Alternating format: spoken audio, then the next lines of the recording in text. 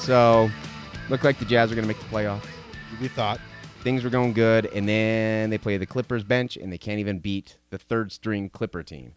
That's when I started to think, That was the beginning of the end. I mean, look, I almost felt like even though the Jazz weren't playing really well over the last 6 or 7 games of the season, they were just going to sort of slide into it by Houston losing or Dallas losing.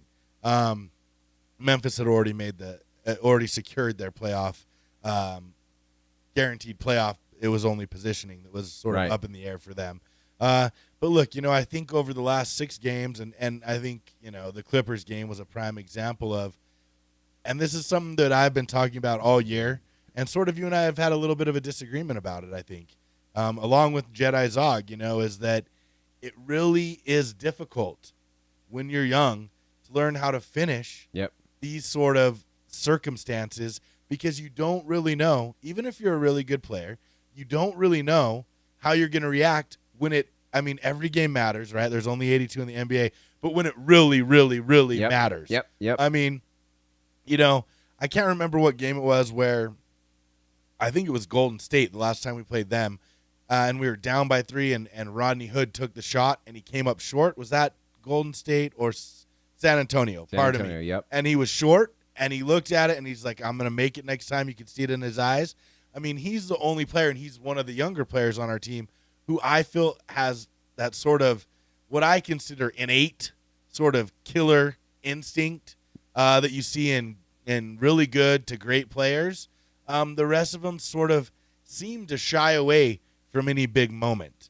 And it became obvious, against what can only be described as a Clippers JV team. DeAndre Jordan's not playing. Blake Griffin's not playing. Jamal Crawford's not playing. Chris Paul's not playing. Right. I mean, who's playing? Austin Rivers isn't playing. Paul Pierce, I think he's 65 if Austin Rivers years old. isn't playing, Right. if the coach's kid ain't playing, that means he's trying to give you a game. Right. And they couldn't even fall through and get a win there. Now, granted, Derek Favors has been pretty hurt, back, knee injury, whatever it is, over the last, 15 games of the year. But, man, and I talked about this, because the Jazz, for all intents and purposes, have overcome a lot of injuries this year, whether they were big or small for a significant amount of time or just even a 10-game stretch. They have performed pretty well. They didn't live up to my expectations. I had them winning 45 games. But if you really account for the injuries, there was some growth. Let me ask you this. I think the easiest way for me to sort of give a rundown of the season would be to ask you this question. Do you feel like any Jazz player took a step back this year? I can only think of one who I might say did. And it's still a might for me. Maybe Rudy Gobert. Maybe. See, for me, it would be Trey Burke. Well, definitely. That's because of minute issues. Yeah, I think there are other issues there going on with him. And Quinn Snyder gave him a shot. And last year, everyone was calling for his head. They didn't want Trey Burke there anymore. And I think I'm about the only person who said, no, he's going to be special. Right. I still think he's going to be special. He doesn't fit in on the squad, though. And honestly, he's done, right? His days in Utah are numbered, right, for sure. I think that's best for him. It's best for the Jazz. Just make a clean break, get over it. Other than that, and I hesitate to say Rudy Gobert. I don't think he took a step back. I just don't think I saw as much progress as I probably would have liked to see. A lot of that could be injury. He's injury-ridden. But, man, he's got those rubber hands that the ball just seems to bounce off his hands. And that's a little frustrating because we saw that for years with Ostertag. So I'd like to see him fix that. No, but I wouldn't say anyone other than Trey Burke really took a step back. And if anything, I'd say a lot of players kind of surprised me. Neto, honestly, again, tonight against Kobe Bryant in his last game, Neto looked like Michael Jordan in a couple of his shots. Now, I'm not saying that's sustainable. I'm not saying he's going to be that caliber of player. Okay, YouTube, don't kill me on this one too. But I am pleasantly surprised with his play. So we've seen some growth, and that's good, and we've seen improvement over last year. And that's especially considering all the injuries. Now, in some of these Facebook groups, and I just warn everybody, don't go into these Facebook groups, man. It's just people eating each other up. They're just fighting. And I feel screaming. my life is better because I'm one of the 10 humans left who's not on Facebook. Yeah, it's crazy, right? You're not on Facebook. Yeah. And Look at me. Look But- at my. I don't age. I'm happy. You don't have gray hair. Whoa, That's yeah. cool. Well, except for my beard, yeah. that's children. But and I can't even remember my point. But these Facebook groups, people are really they're freaking out at each other, and it's kind of look. I'm disappointed, right? I'm disappointed. I think all Jazz fans are disappointed, but this is progress, and this is a game. Chill out. There are, like I said, it's an election year. There are far more things to be outraged about. Whatever side of the aisle you fall on, you have reason to be outraged at the other side. So just chill out a little bit. It's a game. Don't kill each other over this. We've seen some progress. Yes, we would have liked to have made the playoffs, definitely. And I'm bummed that we didn't, without a doubt. But we've seen progress. I think next year, okay, I'll tell you this. Next year, if the Jazz miss the playoffs again, then maybe I'll be on board the end of the world scenario that everyone seems to be painting. Here's the thing. The Jazz are a young team. And not only just by numeric value of lives on earth, but also games played.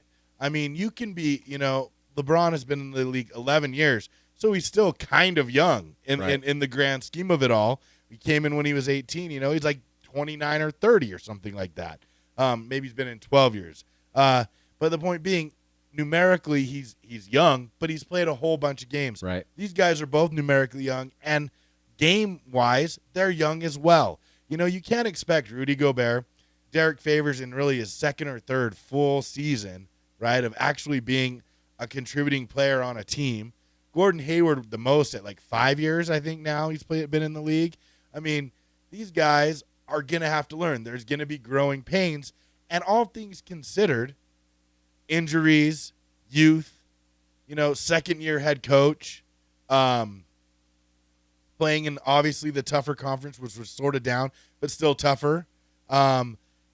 They did pretty well for themselves. I would agree with and that. like you, I'm disappointed. It's all expectations. If you'd have asked me 10 games left in the year, I'd have said, yeah, they're going to make it. Actually, no question in my mind. Right. Especially after Houston lost to Phoenix. Right. When Houston lost to Phoenix, I was like, it's they on. got to win. Yep. They're going to get in.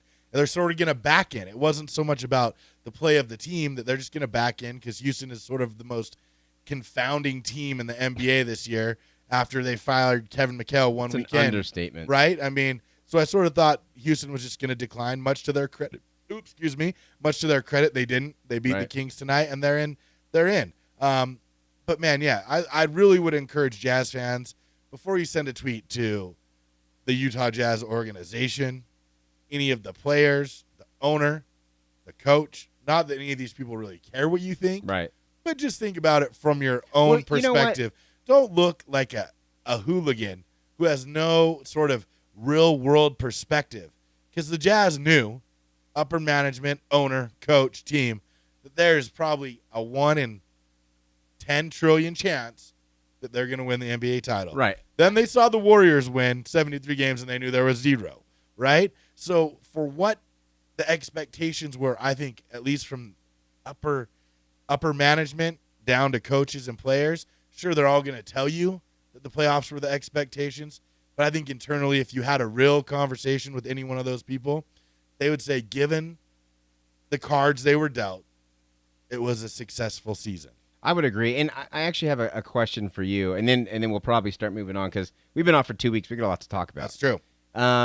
Okay, so there's also been a lot of talk about how successful rebuilds tend to follow a 5-year plan, right? So you in the first year or two, you're the first year you tank. Second year, you're developing players.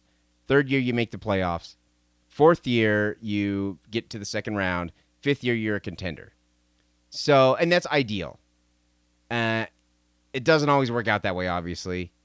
Teams are obviously they're going to skip steps. They're also it's going to take them a little bit longer. It's not concrete. It's not written in stone. Right. But what year would you say the Jazz are in now?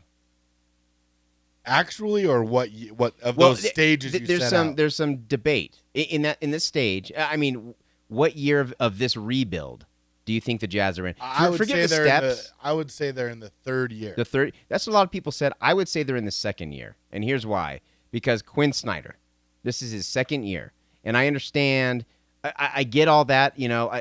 I understand the argument for this as being the third year, but Quinn Snyder is the guy, right? I mean, there's not much debate about that, at least not yet. Who knows what will happen next year? People will flip out.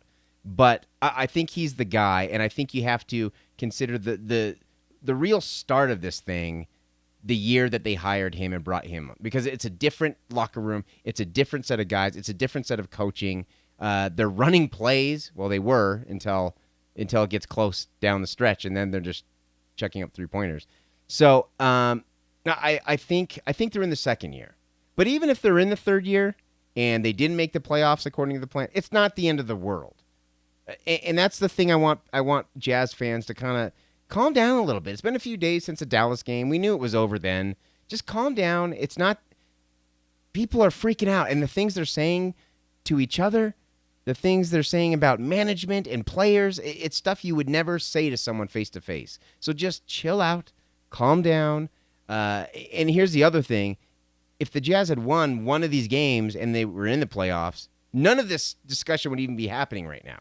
Right. I mean, one game. It's funny how big of a difference. How up and down the fan base are. We've talked about what fan is derived from and all that. But I'll give you and agree with your assessment. I mean, that's fair. I think theoretically I hear what you're saying, but I think in actuality, third year. Just and that's what most people tend to say because of the players. But theoretically, sure, new regime. Different locker room, different method to achieving their success, and I really respect and like what Quinn's done in his first 2 years. If you like that video, don't forget to subscribe. You can also click on the Dog and Deuce logo to be taken to our website. We also got a couple videos up. Thanks. We'll see you next time.